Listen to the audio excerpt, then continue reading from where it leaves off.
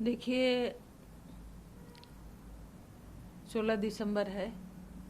पूरे 8 साल हो गया आज ही के दिन घटना हुई थी। लेकिन ये पहला 16 दिसंबर है जो कि निर्भया को इंसाफ मिल चुका है और उनको चारों को फांसी हो गई है। लेकिन बहुत संघर्ष रहा।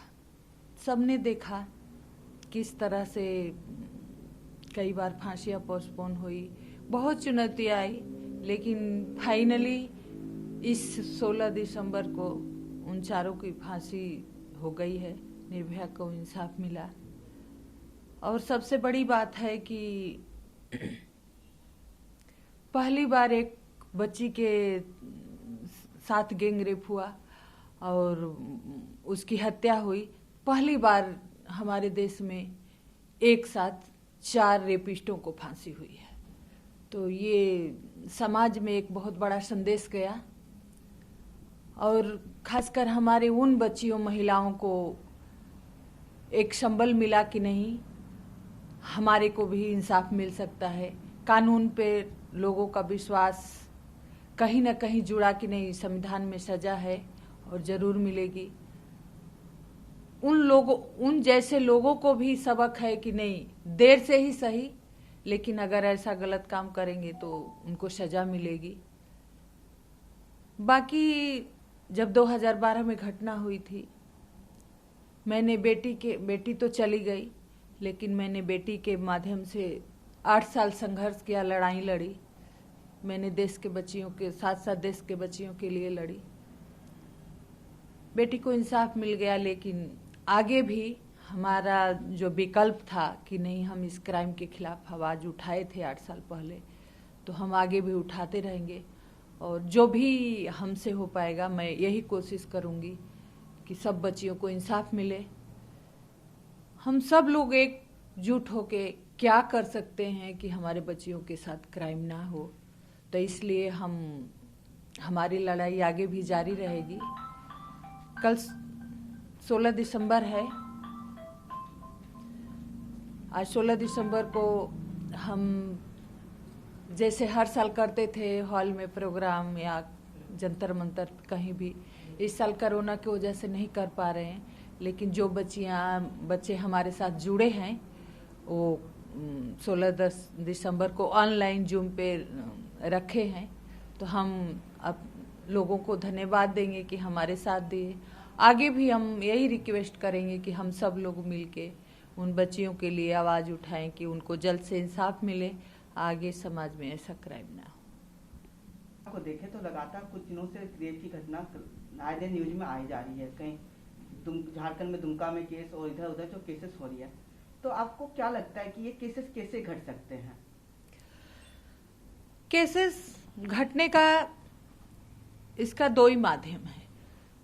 या समाज में बदलाव आए, लोगों की मानसिकता बदले, तब रुक सकता है, या कानून व्यवस्था हमारी अपने तात्पर्य होके काम करे, पुलिस अब तात्पर्य होके काम करे, लोगों को न्याय मिले, मुजरिमों के मन में खौफ हो, तो क्राइम रुक सकता है। क्योंकि आज दिल्ली से लेके हर राज्य में कहीं भी, यूपी, बिहार, राजस्थान, हरियाणा, कानून का खौफ नहीं है, क्योंकि सालों साल लग जाता है।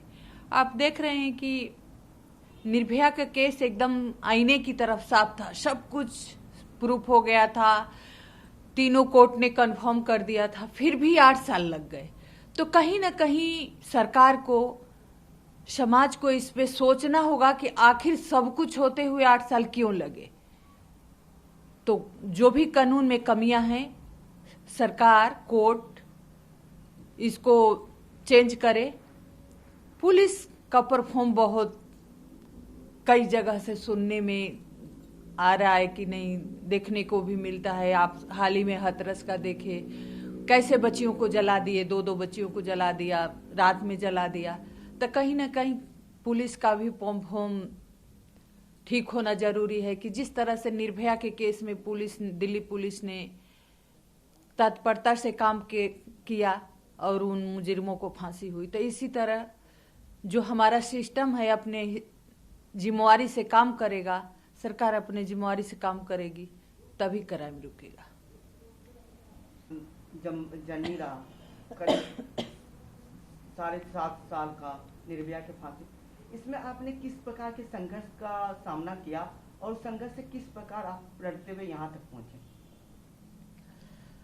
देखिए, मैं इस चैनल के माध्यम से यही कहना चाहूंगी कि मुझे इन 8 सालों में बहुत संघर्ष करना पड़ा, बहुत चुनौतियां मिली। कई बार ऐसा लगा कि पता नहीं क्या होगा। पॉजिटिव लोग बहुत हमारे साथ थे, लेकिन निगेटिव भी थे। कई लोग कहते थे अरे खामोखा दौड़ रही हो, कुछ नहीं होगा। लेकिन मुझे कहीं ना कहीं विश्वास था कि जिस तरह से बच्ची के साथ क्राइम हुआ है, आप कहते हैं कि संविधान में सजा है कि मर्डर में रेयर द रेयर केस में फांसी की सजा होती है, तो मुझे कहीं ना कहीं अपने कानून पे, कोर्ट पे विश्वास था कि निर्भया से खराब केस कुछ भी नहीं हो सकता है, हमें इंसाफ मिलेगा। अब मुझे लड़ने की ताकत हमारे बेटी की तकलीफ से मिली। जिस तरह से वो 12-13 दिन हॉस्पिटल में तड़पती रही, मौत से जूझती रही, जिंदा तो थी लेकिन एक बूंद उसको पानी तक नसीब नहीं हुआ। तो मुझे बेटी के दुख से प्रेरणा मिली। हमने संकल्प किया कि नहीं, हम ये लड़ाई, इस क्राइम के खिलाफ आवाज उठाएंगे, लड़ेंगे, क्योंकि बेटी का भी आखिरी शब्द यही था कि उनको ऐसी सजा मिले कि दोबारा ऐसा किसी बच्ची के साथ ना करें। तो हमारा भी यही है। मैंने 8 साल पहले जो ये लड़ाई शुरू करी थी, बेटी को इंसाफ मिल गया है, लेकिन मैं आगे भी इस क्राइम के खिलाफ आवाज उठाऊंगी और हमेशा बच्चियों के साथ खड़ी रहूंगी। मैम, फांसी मिला तब तक आपका एक ही मकसद है, उनको फांसी दिलाना। जिस दिन फांसी मिला उसके बाद से अभी तक आपको कैसा फील हुआ? देखिए, उनको सजा मिल गई। जो हमने खो दिया वो हमें तो वापस नहीं मिलेगा। लेकिन अगर मैं किसी बच्ची को हेल्प करती हूँ, चाहे कोई विक्टिम हमारे पास आता है, तो मैं उनको देख के मुझे बहुत तकलीफ होती है। तो हमें तो तसल्ली हुई, उनको फांसी हुई, मुझे सुकून मिला कि नहीं, हमारे बेटी के साथ जिस तरह से बर्बरता किए थे उस तरह से उनको सजा मिली। क्योंकि उनकी तो बर्बरता तो एक जानवर से भी बेहतर थी, लेकिन कानून में जो सजा था मिला प्रावधान के हिसाब से। लेकिन अभी भी कैसे हो रहे हैं दिल्ली में, तो चलिए थोड़ा सा हम कह सकते हैं कि डर से कहिए या लोग सक्रिय हैं इससे, लेकिन और जगहों में तो होता ही चल रहा आ रहा है, हर रोज हो रहा है। तो अब हमारा आगे का यही है कि जिस तरह से सब लोगों ने हमारा साथ दिया, मीडिया ने, समाज ने, सब लोगों ने साथ दिया, निर्भया को इंसाफ मिलेगा। तो हमारा यही रहेगा कि जगह जगह जाके, लोगों में जाके, स्कूलों में जाके अवेयरनेस करें, हम सब लोग मिल के इस क्राइम के खिलाफ आवाज उठाएं कि लोगों में चेतना आए और इस क्राइम पे विराम लगे। आपको क्या हर एक बेटी निर्भया नजर आती है? पीड़ित में ही नहीं, पीड़ित में बच्चियों की दुख, निर्भया का दुख नजर आता है। बाकी मैं कॉलेजों में जाती हूँ, कहीं भी जाती हूँ, मैं बच्चियों में भी निर्भया को मैं जीती हूँ।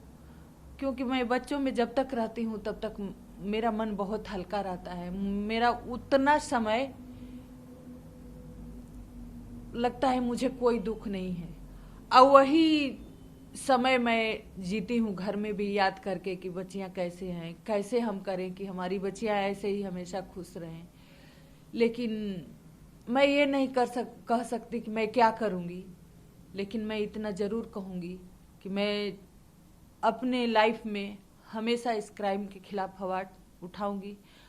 हमारी यही कोशिश रहेगी कि मैं उस बच्ची की मदद करूं जो ऐसे क्राइम से जूझी हुई है या संघर्ष कर रही है।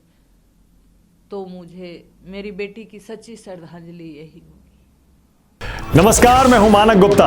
अगर आपको हमारा ये वीडियो पसंद आया हो तो इसे लाइक और शेयर जरूर करें, और हां, हमें सब्सक्राइब और फॉलो करना ना भूलें ताकि आप देश और दुनिया की कोई खबर मिस ना करें। तो जुड़े रहिए हमारे साथ और देखते रहिए न्यूज़ 24।